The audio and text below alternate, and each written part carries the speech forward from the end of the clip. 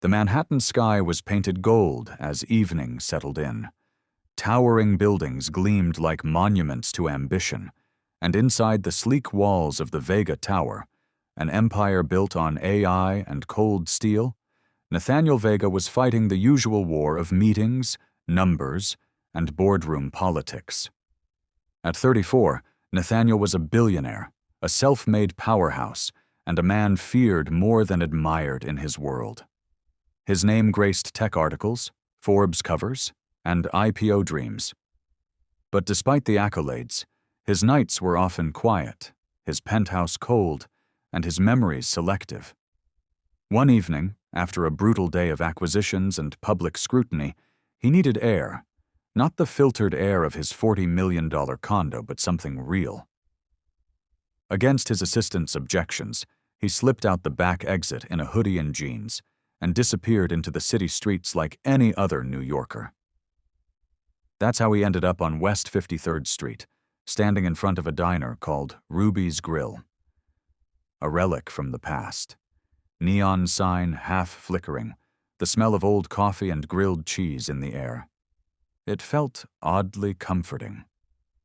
He stepped inside, unnoticed. The place was nearly empty, just a couple arguing in the back, a man on a laptop, and a waitress with her back to him pouring coffee. Her hair was tied in a familiar bun, her posture, her gait. Then she turned, and the world shifted. "Miss Ellen?" Nathaniel whispered. She blinked, confused at first. Then recognition flooded her face like sunlight breaking through storm clouds. "Nathan," she breathed. The same voice. The one that used to sing him lullabies when storms rattled the windows. The one that wiped away tears the night his parents screamed downstairs.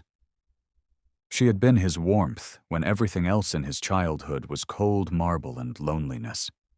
Ellen Harper, his nanny from age 4 to 9. He hadn't seen her in over 20 years. She set the coffee pot down with shaking hands.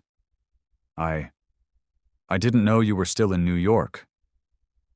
"I live here," he said, stepping forward, eyes not leaving hers. "I thought you moved away after my father let you go." Ellen gave a sad smile. "I did, but sometimes life circles back." Nathaniel wanted to sit, ask 100 questions, but she glanced over her shoulder. The manager was eyeing her with irritation. "Do you have a break soon?" he asked softly. She nodded. 10 minutes. "I'll wait." He chose a booth in the corner, heart pounding for reasons he couldn't explain. 10 minutes later, Ellen sat across from him with a cheap cup of diner coffee and a paper napkin in her lap. She looked older, of course. Lines at her eyes, slight limp in her walk. But her presence, it still felt like home. "What happened to you?" he asked. "You just disappeared one day." Ellen stirred her coffee but didn't drink it. "Your father didn't want me around. Said I was making you soft. Said boys need discipline, not stories and hugs." Nathaniel's jaw clenched. "I tried to write once," she added, but the letter came back, moved, no forwarding address. He looked down, voice cracking. "I never forgot you. I looked for you. When I got older, I even hired someone, but all the leads were dead ends." "I never expected to see you again," she whispered. "Especially not in here." He paused. "Are you okay, Ellen?" "Do you have family?" "I have a daughter," she said, smiling. "Anna. She's in college now. I work nights, but it's worth it. She's got a scholarship, but every little bit helps." Nathaniel felt a mixture of awe and shame. This woman had raised him when no one else had time to. She had given him love in a home that knew only power and pretense. And now, she was serving burgers in a fading diner to make ends meet. He reached across the table, his hand gently covering hers. "You don't belong here," he said. "Let me help you." She pulled her hand back, kindly but firmly. "You don't owe me anything, Nathan. I'm proud of you. I watched you build an empire. That's enough." But it wasn't. Not for him. Because in that moment, Nathaniel Vega wasn't a billionaire. He was a lonely boy looking at the only person who had ever loved him without conditions. And he knew this wasn't going to end with a nostalgic chat in a diner. This was only the beginning. Nathaniel couldn't sleep that night. His penthouse, usually a sanctuary of silence and spotless surfaces, felt foreign, like a hotel suite he didn't belong in. The towering windows looked out over the glittering city, but all he could see was the flickering neon of Ruby's Grill and the tired eyes of a woman who once meant the world to him. Miss Ellen Harper, the only adult who had ever made him feel safe. Her face haunted his thoughts as he paced the floor. He remembered the way she used to kneel beside his bed with a storybook when his parents were out at another gala, the way she kissed his scraped knees, how she whispered, "You're more than your last name, Nathan." And now she was spending her nights pouring coffee into chipped mugs for minimum wage. He stopped pacing and picked up his phone. "Peter," he said, when his private investigator answered groggily. "I need everything on an Ellen Harper. Age, probably around 60. Worked for my family in the early 90s. Has a daughter named Anna. Get me everything. Where she lives, her work history, financials, medical records if you can find them. Discreetly." "Understood," Peter replied. "Timeline?" "Yesterday." By noon, the next day, Nathaniel sat in his office, a folder spread open in front of him. As he read through its contents, anger boiled beneath his calm exterior. After being dismissed from the Vega household, Ellen had moved to a tiny one-bedroom in Queens. She worked as a school janitor during the day and cleaned offices at night for over a decade. She'd battled breast cancer 5 years ago, survived it without insurance, and had taken on a third job at a laundry to keep her daughter in school. Anna Harper, now 21, was on a scholarship at New York University, majoring in social work. Ellen had never remarried. No criminal record, no vices, just a woman who had given everything and asked for nothing. Nathaniel stared at the final page. It was a current photo of Ellen, stepping off the subway at midnight. Her eyes were weary, her shoulders slumped, her clothes wet from the rain. He closed the folder. Then he made a call. That evening, Ellen arrived at the diner for her shift as usual. She tied her apron in the back, tucked her notepad into her waistband, and prepared herself for another long night. But when she walked onto the floor, something was wrong. The manager stood near the counter, jaw slack. A crowd had gathered outside the front window, and seated in the middle of the diner was Nathaniel. But he wasn't alone. There were architects, city officials, contractors, even 2 attorneys. What's going on?" Ellen asked, confused. Nathaniel stood. "Miss Ellen, you have a moment?" She looked around, baffled. "Nathan, what are you doing?" He gestured to a blueprint rolled out on the table. "I bought the building." Her knees almost gave out. "What?" "I bought the diner, the lot, and the apartments upstairs. I'm turning it into a community center with a food pantry, childcare, job resources, named after you." She shook her head, overwhelmed. "You can't do this. You shouldn't." "Why?" Nathaniel looked at her with unflinching sincerity. "Because this city doesn't take care of people like you, and that ends today." She stepped back, flustered. "You can't just rewrite my life with money, Nathan." "I'm not," he said quietly. "I'm just repaying the debt I've carried for 25 years. The manager stepped in then, grumbling about permits and leases, but Nathaniel cut him off. "As of this afternoon, you work for me. You're being retained to oversee the transition. And Ellen?" She turned to him, speechless. "You don't work here anymore. You're free." The next day, a moving truck arrived outside Ellen's crumbling apartment.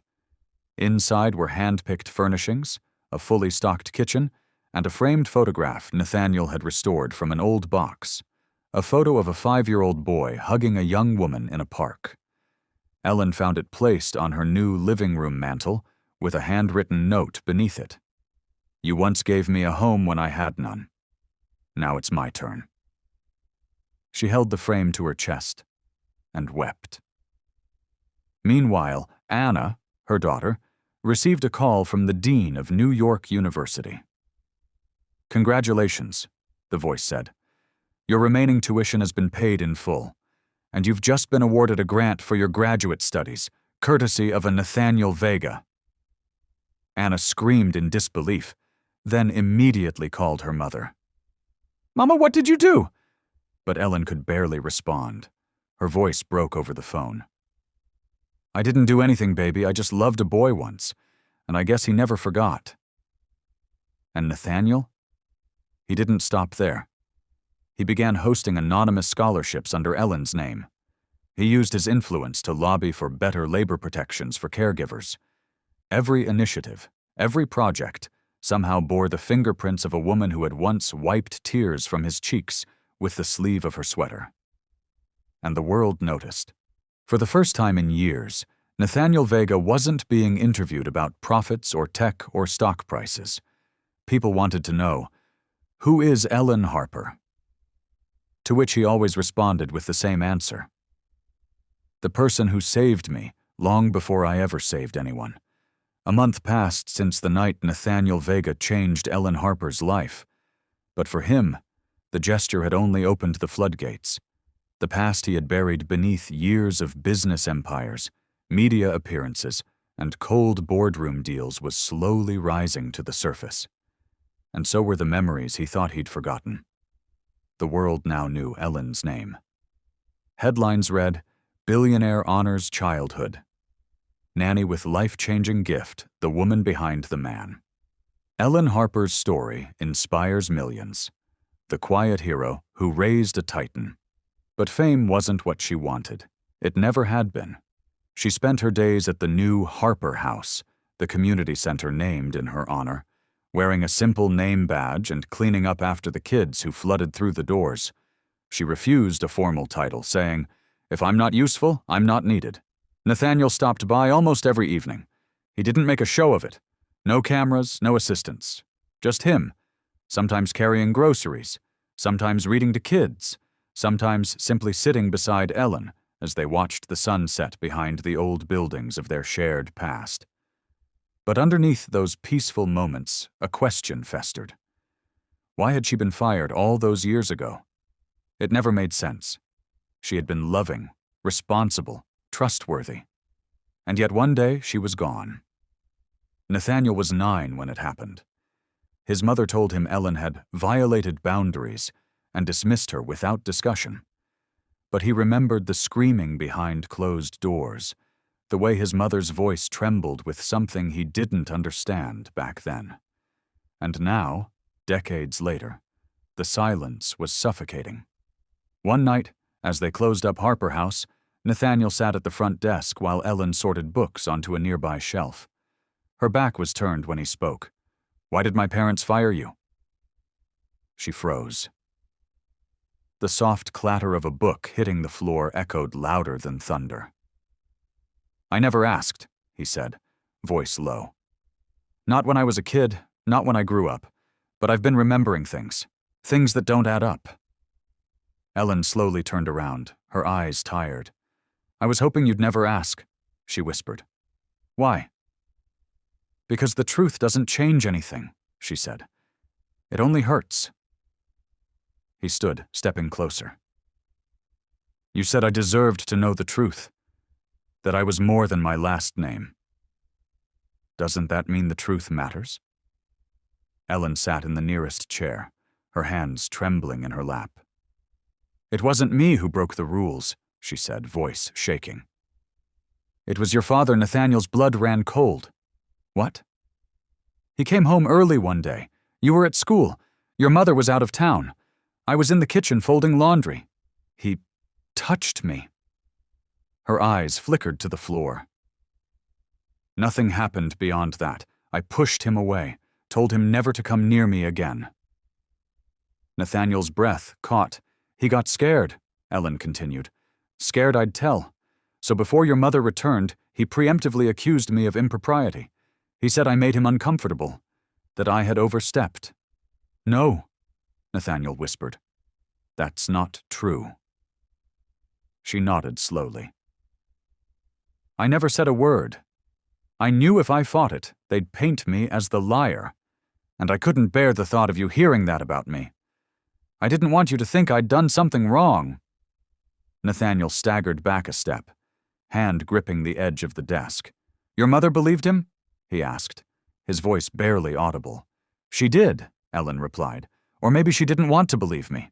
Maybe it was easier for her pride to accept his story. All I knew was I had to leave. Nathaniel sat down, heart pounding. He remembered how his father barely spoke of Ellen after she left.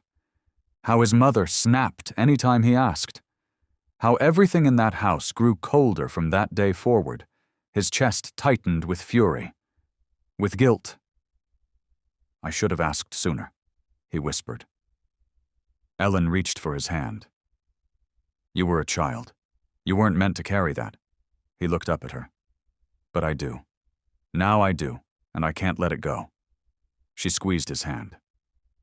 Don't go after ghosts, Nathan. It won't change the past. But Nathaniel had made up his mind. The next morning, he stood in the cold marble hallway of his family's old estate, now a private holding for the Vega family trust. His father, retired but still powerful in social and political circles, sat in the parlor with a glass of scotch and a newspaper in hand when Nathaniel entered. You're early, his father said, barely glancing up. I came to ask about Ellen Harper. The paper dropped. His father straightened in his chair. What about her? Nathaniel didn't blink. Tell me the truth. Did you lie? Silence. Then a smirk. Son, he said slowly, you're a grown man. You should know that sometimes you have to make decisions for the good of the family. That wasn't a decision, Nathaniel snapped. It was cowardice. His father rose, eyes cold. What I did to protect this family. That woman was dangerous. Dangerous? Nathaniel stepped forward. She raised me, protected me, loved me. The only dangerous person in that house was you. The older man's face reddened. You've always been sentimental, he sneered. Weak, just like your mother. Nathaniel leaned closer. And you've always been a fraud. The confrontation made headlines. Nathaniel leaked a statement through his publicist, confirming that Ellen Harper had been dismissed unjustly due to false allegations made to protect a powerful man. The confession rocked the upper crust of New York society. But Nathaniel didn't care. He wasn't afraid of losing favor. He wasn't afraid of scandal. He was afraid of silence. And he would never be silent again. Back at Harper House, Ellen watched the news unfold in quiet shock. But what stunned her more was what came next. Letters, messages, phone calls, dozens of them, from women who had once worked as nannies, housekeepers, assistants, and caretakers for powerful families. They shared their stories, their pain, their silence, and every single one of them thanked her for standing tall, for being the reason they could speak. And Nathaniel? He expanded Harper House, opened satellite branches, founded the Ellen Harper Foundation to provide legal and emotional support for mistreated domestic workers. He gave them what no one had given Ellen back then: a voice. 6 months had passed since Nathaniel Vega stood before the world and shattered the legacy his father tried to bury the truth beneath. The scandal had echoed through Manhattan's elite like a thunderclap. Old allies withdrew, board members resigned, and gossip columns feasted. But Nathaniel didn't flinch. Because while his public reputation twisted and reshaped, his purpose had never been clearer. He had once built an empire from code, grit, and sleepless nights. But now he was building something deeper, from justice, healing, and the pieces of a forgotten childhood love. Harper House had grown into a movement. What began as one community center now stretched across 4 boroughs, each offering after-school programs, free childcare, domestic worker rights training, and legal aid clinics. Single mothers found support. Immigrants found protection. Children found kindness. And at the heart of it all was a 62-year-old woman in modest shoes and soft sweaters, who still insisted on brewing the coffee herself. Ellen Harper. Every morning, she unlocked the doors. Not because she had to, but because she wanted to. She turned down the salary Nathaniel offered. Instead, she asked that it be redirected toward scholarships for first-generation college students. "Let someone else get a chance," she said. "I've already had mine." But Nathaniel paid her in other ways.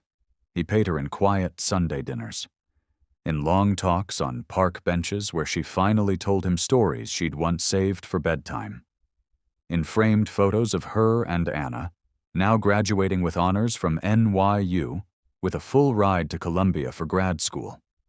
Thanks to a Vega Foundation grant. One summer evening, Harper House celebrated its 1-year anniversary. The event was modest, Ellen's insistence, but the community flooded the garden. Parents, children, college students, volunteers, city council members, even former employees of Nathaniel's competitors who came in secret just to shake his hand. During the event, as the speeches faded and children ran wild between food tables, Ellen stood alone near the mural painted on the outer wall of the building. It showed a little boy in a cape and sneakers, hugging a woman kneeling to his height, her arms wrapped around him like wings. The caption beneath it read, "Home isn't a place, it's a person." Nathaniel walked up beside her, 2 cups of lemonade in hand. She took one without a word. "They got your hair wrong," he said, pretending to inspect the mural. She chuckled. "You always hated art class." They stood quietly for a moment. Then Ellen spoke. "You've changed, Nathan." He looked out at the crowd. "Number, I just came back to who I used to be." She turned to him. "No one would blame you if you'd buried all of this and moved on. That's what powerful men do. They rewrite stories. They cover wounds." He met her gaze. "I'm not powerful because of my title, Miss Ellen. I'm powerful because when I was 4 years old, a woman in a thrifted sweater knelt down and told me I was worth loving. That's what shaped me. That's what saved me." Tears filled her eyes, but she smiled through them. "And look at you now." He reached into his jacket and pulled out a small box. She frowned. "What's that?" He opened it. Inside was a custom-made gold pin shaped like a house, with the letter H engraved at the center.